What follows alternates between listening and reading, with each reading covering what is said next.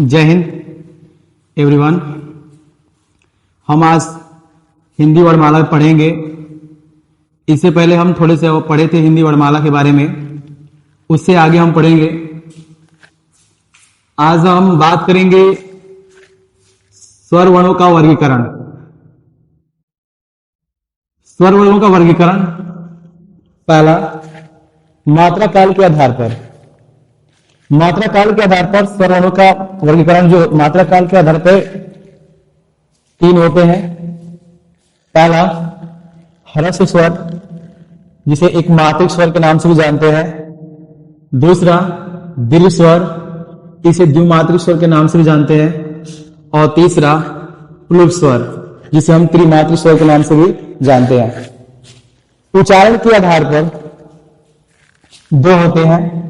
पहला निर्णांशिक, दूसरा अनुनांशिक। जीवा के आधार पर तीन होते हैं।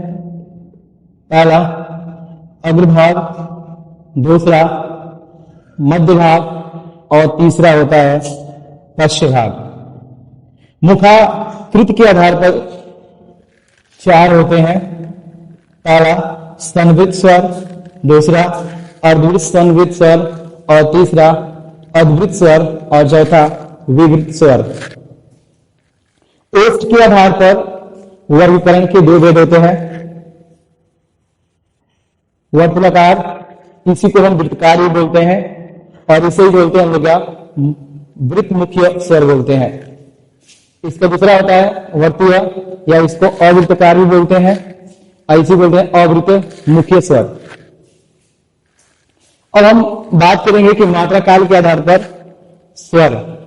पहले हम बात करते हैं मात्रा काल के आधार पर जो स्वर हमारे थे वो तीन है। आज हम बात करेंगे पहला ह्रस्व स्वर। इसमें हम बात करेंगे कि ह्रस्व स्वर किसे कहते हैं, ह्रस्व स्वरों की संख्या कितनी होती है। ह्रस्व स्वर को हम लघु भी बोलते हैं। ह्रस्व स्वर को एक मात्रिक स्वर भी कहा जाता है।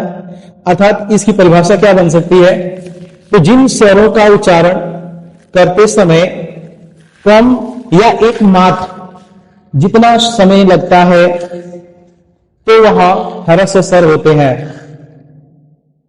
अर्थात इनकी जो संख्या मानी जाती है वो चार मानी जाती है। भाषा वैज्ञानिकों ने इनके उच्चारण के आधार पर इनके चार माने, अ, ई, उ और ई। दीर्घ स्वर, दीर्घ स्वर को द्विमात्रिक स्वर के नाम से जानते हैं। इसकी परिभाषा होती है कि जिन स्वरों के उच्चारण में दो गुना समय, अर्थात ह्रस्व स्वर से दो गुना समय लगता है, तो वहां दीर्घ स्वर होते हैं। इनकी संख्या 7 मानी जाती है। पहला आ, ई, उ, ए, आए, ओ और औ। प्लुत स्वर, प्लुत स्वर किसे कहते हैं, ये तो प्लुत स्वर को त्रिमात्रिक स्वर के नाम से भी जानते हैं। जिन स्वरों का उच्चारण में दीर्घ स्वर से 3 गुना समय लगता है, तो वहां प्लुत स्वर होते हैं। अर्थात हम ये कह सकते हैं कि हिंदी में प्लुत स्वर नहीं होते हैं, लेकिन प्लुत स्वर चिन्हों का प्रयोग हम बस ओम की तरह करते हैं। अर्थात एग्जाम्पल ले सकते हैं क्या, ओम। आज हम इतनी चर्चा करेंगे, कल हम इसके आगे पढ़ेंगे। जय हिंद।